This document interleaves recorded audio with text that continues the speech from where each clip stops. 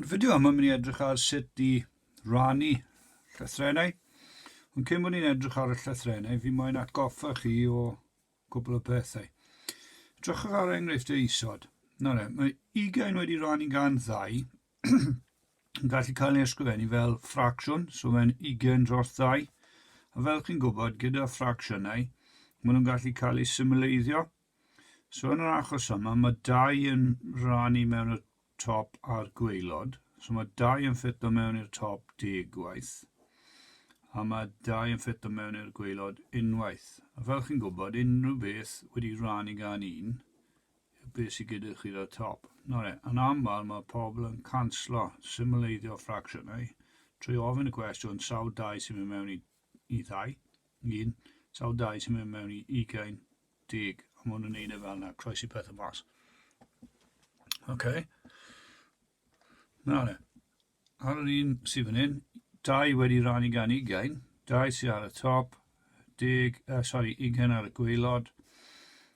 Pa rif sy'n rannu mewn i'r 2 nhw? 2, so sawl 2 sy'n mewn 2, 1, sawl 2 sy'n mewn 20, 10. So mae'r ateb yn dod mas yn 1 wedi rannu gan 10. Dyw hwnna ddim yn symleiddio yn pellach na hwnna. Os mae hwn yn dilyn yr un patrwm, peth cyntaf fi'n mynd i wneud yw ysgrifennu fe fel ffracsiwn. Does dim llythyren cyffredin i'r top a'r gwaelod, so dyna'r ateb. O ganlyniad fan hyn, P wedi rannu gan Q. P wedi rannu gan Q, P ar y top, Q ar y gwaelod. Does dim llythyren yn ranadwy gyda'r top a'r gwaelod. Os haf fi ymlaen i enghraifft gyntaf, 20 T wedi rannu gan 2 W, gan 2 W. So os fi'n sgwennu fe fel ffracsiwn, mi fydd yn edrych fel hyn. Chi wedyn yn gallu symleiddio. Mae 2 yn mynd mewn y top a'r gwaelod, unwaith, a 10 gwaith. So beth sydd ar ôl y fi yw 10 T dros 1, sydd yn hafal a 10 T. Fan hyn, ysgrifennwch e fel ffracsiwn, so 2p rannu gan 20q.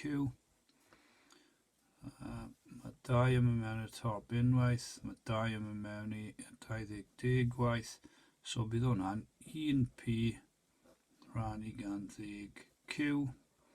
Yn syml iawn, mae hwnna'n p dros 10q. Does dim byd arall yn symleiddio. Hynna fan hyn, mae gen i 2 broblem. Jyst i ystyried, 4 rannu gan 4, chi'n gallu sgwennu hwnna fel ffracsiwn, symleiddio, sawl 4 sy'n mewn 4, 1, sawl 4 sy'n mewn 4, 1, 1 rannu gan 1 yw 1. Os fi'n neud e gyda llythrennau, T rannu gan T, i ni'n gallu gweld bod T ar y top a'r gwaelod. So, sawl T sy'n mewn T 1, sawl T sy'n mewn T 1, 1 rannu gan 1 yw 1. Sylwch ar hwn. Dros y dudalen fan hyn, mae gen i cwbl rhagor o enghreifftiau. 5 rannu gan 1, fel ffracsiwn, mae hwnna'n syml iawn mynd i fod yn 5. So os mae gen i W rannu gan 1, fi'n mynd i gael W dros 1, sydd yn W.